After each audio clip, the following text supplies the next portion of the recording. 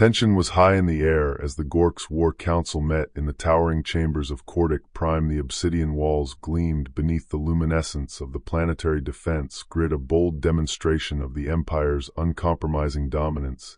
Yet within the grand space, uneasiness loomed like a shadow. The silence was broken by the presence of an extraterrestrial figure, the elderly veteran General Tasser. His delicate blue scales, once vibrant, had dulled over time, marked with scars from long forgotten conflicts. His once proud crest now drooped, evidence of years weighed heavily by battle. Though revered, Taser was largely dismissed by the younger ambitious commanders, who saw him as a relic, a cautionary tale, rather than a fountain of wisdom. Express your thoughts with clarity, demanded General Commander Vien Bart Van, his tone brimming with impatience. Unlike Taser, Vien was youthful, brash, and hungry for glory. His crimson armor gleamed as his fiery eyes challenged the elderly general. "We have all day," he declared, his voice laced with mockery. Taser took a deep breath, his voice calm, yet firm. "You think humans are weak, chaotic, undisciplined, and divided." He paused as ripples of derisive laughter spread across the chamber. "That belief will be your downfall." Vane leaned back in his seat, folding his arms. The assembly chuckled as he sneered. "Your obsession with them is amusing, old man.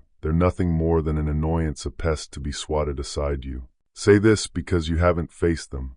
Taser replied sharply, his gaze swept the room, stopping briefly on Lieutenant Arden, a younger officer, who shifted uneasily under the weight of the discussion. Taser continued, his tone steady. "3 cycles ago, I encountered them at Darren 5. We believed our fleet to be unbeatable, an invincible armada.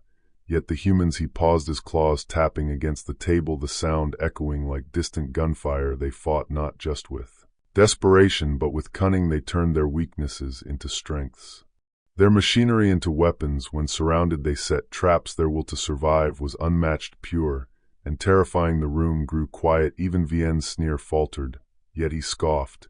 "And yet here you are, alive to tell the tale. Hardly sounds like the work of a truly formidable foe." Tsar's eyes burned with quiet defiance. "I survived because they allowed me to. They left one ship intact, mine, as a warning not to return." The chamber fell silent. Even Vien shifted uneasily before masking his discomfort with a dismissive wave. "A convenient tale," General Ven said, "but we, the Gork Empire, are the most powerful force in the galaxy. Whatever strategies those humans used against you, they won't work against us." Taser shook his head, his voice heavy with grief. "They don't fight for resources or conquest. They fight to survive.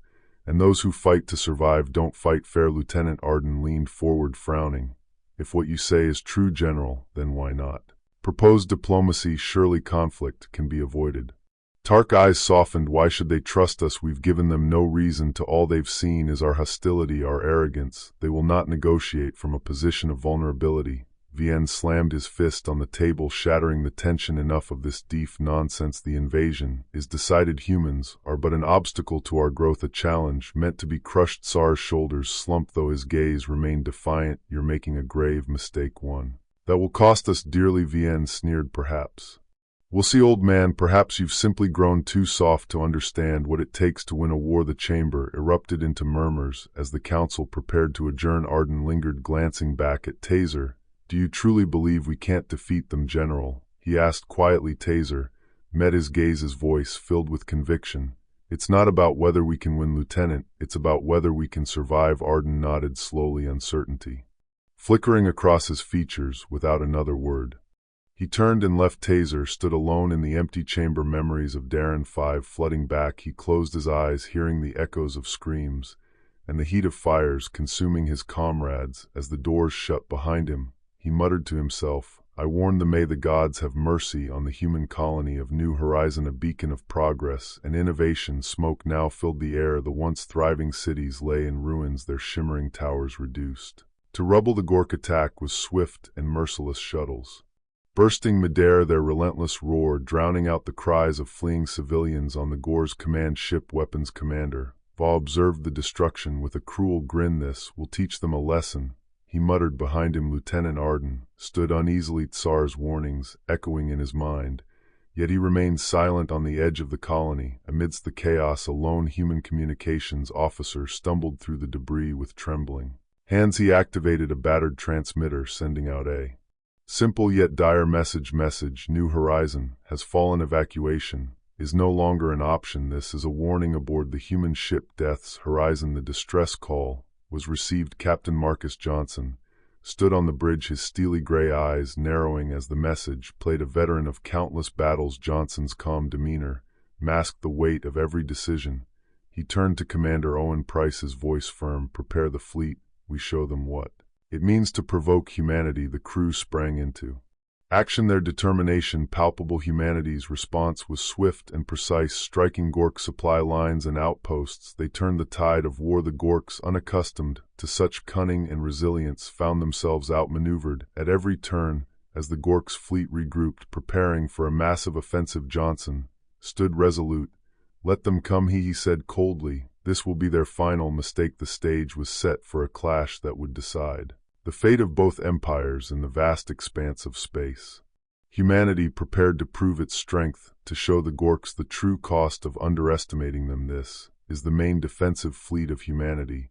Where it concludes," he said in a combination of self-assurance and rage, "no more games will destroy the skirmishes." Lieutenant Arden was standing there now, discreetly observing the fleet. By his side, gradual progress was being made in the direction of the human positions. There was no doubting the overwhelming strength of their troops, but a knot of discomfort tightened in the humans' chests. Their resourcefulness and unpredictability were being demonstrated, yet something felt off. On the other hand, the quiet seemed unsettling now. On the Indus side of the battle, Captain Marcus Johnson noted the Goro's fleet staring calculatingly. The formation of the enemy was flawless, a strength that could not be disputed, yet he saw it for what it was, a strict system that begged to be exploited. Beside him, Dr. Heath Mercer examined the actions of the adversary with the vigor of a man looking for fissures in an unbreakable wall. "They're committing everything," Mercy said, his voice tinged with a mix of appreciation and scorn. "Howie bastards believe sheer numbers will prevail." Johnson nodded in an unreadable manner. "They've still to learn. Let's impart the lesson." The human ships did not make the first move. Instead, through Mercer's team's digital ether, a group of cyber warfare experts persistently laboring in the background, a string of precise attacks was unleashed against the systems of the Goro fleet. Targeting arrays malfunctioned, communications failed, a cascade of false alarms caused confusion among their members. On the flagship of the Goro fleet, Vienne, the commander, slammed a clawed hand against the console.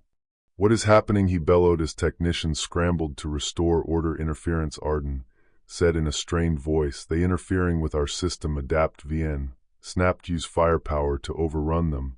But the humans didn't wait. Small, nimble strike units emerged from the shadows of asteroid fields and clusters of debris. These units struck the fleet supply ships and auxiliary boats with brutal effectiveness. The Goro used to direct conflicts found themselves caught off guard by guerrilla tactics. Each engagement cost them resources. Arden's morale wavered as he watched the chaos unfold. Turning to Vienne, he said, "This is not a battle we were ready for." Vienne's blazing eyes burned with rage. "You sound like a tasser. This is not a retreat." "Arden, not yet," Arden replied, his voice steady despite the stress. "This is about survival. Commander, pride will destroy us."